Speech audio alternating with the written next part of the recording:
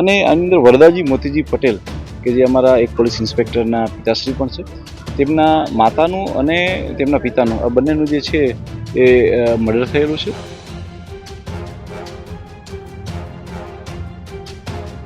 પગના જે કડલા પણ કાપીને લઈ ગયા છે અને કાનની બુટીઓ અને સાથે સાથે ઘરની તિજોરી તોડેલી છે. પાછળના ઘણા સમયથી નજર સમક્ષ એવા દ્રશ્યો આવે છે જે દ્રશ્યો જોઈને પણ કમકમાટી આવી જાય કે ખરેખર કોઈને આ પ્રકારના મોત પણ નસીબ થઈ શકે. અમદાવાદનું પ્લેન ક્રેશ તો તમે જોયું, એમાં 241 લોકોના કમકમાટી ભર્યા મોત થયા. એ બિલ્ડિંગ ઉપર જે વિમાન પડ્યું અને એ નીચે જે સ્ટુડન્ટ્સ હતા એમના પણ મોત થયા. રહેણાંક વિસ્તારમાં જે લોકો હતા એમના પણ મોત થયા. એ દ્રશ્યોની શાહી તો હજી અમારી આંખની સમક્ષથી સુકાઈ નથી. અને બીજા એવા દ્રશ્યો સામે આવે છે કે જે જોઈને પણ એવું થાય, જે દ્રશ્યો અમે તમને બતાવી ન શકીએ પરંતુ અમે તમારા સુધી સમાચાર પહોંચાડી શકીએ. હવે પોલીસ બેડામાં જે કામ કરે છે એ લોકોનો પરિવાર પણ હવે ક્યાંક ને ક્યાંક સેફ નથી. ક્યાંક ને ક્યાંક એમના પર પણ આફત આવી જાય છે. ભાવનગરમાં જ હમણાં તમે જોયું કે મહિલા એએસઆઈના દીકરાની સરા જાહેર ચપ્પુના ઘા સાથે હત્યા કરી દેવામાં આવી. અત્યારે એવા જ એક સમાચાર બનાસકાંઠાના લાખણીના જસરા ગામમાંથી સામે આવ્યા છે કે જ્યાં હત્યાનો બનાવ બન્યો. સામાન્ય માણસની, આમ જનતાની જો હત્યા થઈ જાય તો આપણે એવું સમજી શકીએ કે કોઈ અંગત અદાવતના કારણે આ હત્યા થઈ હોવાનો ખુલાસો પીએસઆઈ કરતા હોય છે, પીઆઈ કરતા હોય છે, જે પોલીસ સ્ટેશનમાં થતા હોય છે એમના.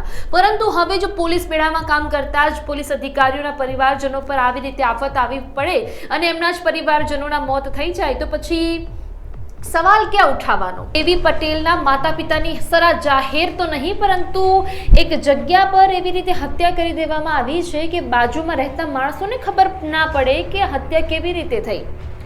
લાખણીના જસરા ગામમાં હત્યાનો બનાવ બન્યો છે. પીઆઈ એવી પટેલના માતા પિતાની હત્યા કરી દેવામાં આવી છે.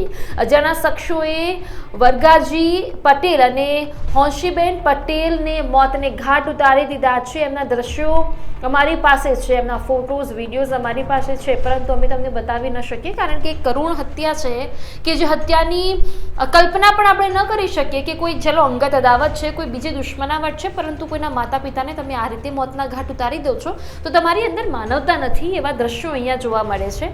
ખેતરમાં રાત્રિના સમયે સૂતા હતા બંને લોકોને તે દરમિયાન અજાણ્યા શખ્સોએ આવીને આ બંનેને મોતને ઘાટ ઉતારી દીધા છે.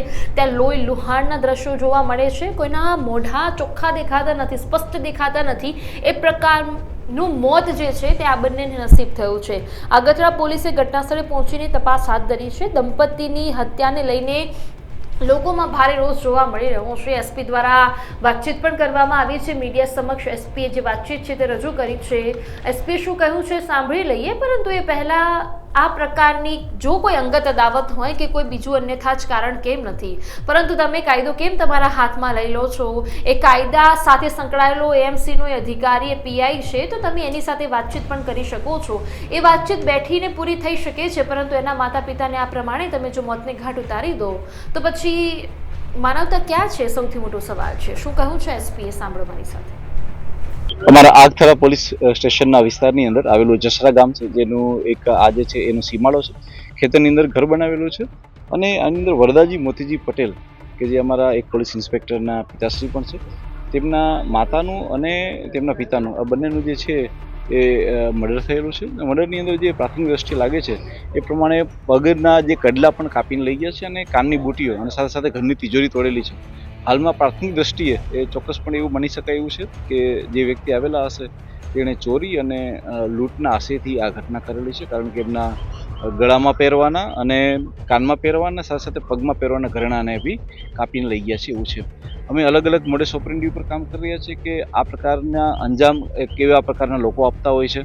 એવી કઈ ગેંગો હોય છે કે જે કોઈ એવા વિસ્તારમાંથી આવતી હોય છે કે જે આ પ્રકારનો અંજામ આપતી હોય છે, એની પર કામ કરી રહ્યા છે. હાલમાં અમારી એફએસએલની ટીમ અને અમારી ડોગ સ્પોટની ટીમ પણ આવી ગઈ છે કે જે ડોગની ટીમ જે છે એ અલગ અલગ શોધી રહી છે કે કઈ દિશામાંથી આવા જે છે એ લોકો આવ્યા હશે. અમે તમામ એંગલો ઉપર વર્ક રાખીને કામ કરી રહ્યા છીએ અને મને વિશ્વાસ છે કે અમારી એલસીબી, એસઓજી અને અમારી સ્થાનિક ટીમ જો છે એ ટૂંક સમયમાં આ હત્યાના ભેદને ઉકેલી નાખશે.